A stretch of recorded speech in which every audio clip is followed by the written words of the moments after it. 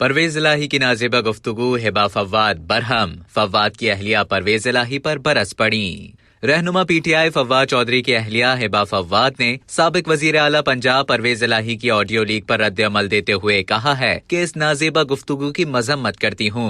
हिबा फव्वाद ने कहा, ये नाकाबिले कबूल है कि परवेज इलाही फव्वाद चौधरी पर इल्जाम लगाएं कि हमें हुकूमत करने दें, क्योंकि उन्होंने वजीर आला पंजाब रहना था। उनका कहना था कि परवेज इलाही इल्जाम लगा रहे हैं कि फव्वाद चौधरी ने असेंबली तहलील करवाई है, वो पार्टी पॉलिसी के साथ नहीं खड़े। फव्वाद चौधरी का इसमें अपना जाती मफाद नहीं था। हिबा फव्वाद ने परवेज इलाही को जवाब देते हुए कहा, अगर आज आप ये कह रहे हैं कि असेंबली तहलील नहीं करनी चाहिए थी, तो आप तहरीक इंसाफ के नजरिए और पॉलिसी के साथ नहीं खड़े हुए। हिबा फव्वाद ने मजीद कहा कि परवेज इलाही की गुफ्तगू से मेरे और मेरे बच्चों के जज्बात मजरूह हुए। जिस तरह परवेज इलाही ने जबान इस्तेमाल की, क्या उन्हें और उनकी उम्र को जचता है? उन्होंने शर्मनाक रवैया इख्तियार किया।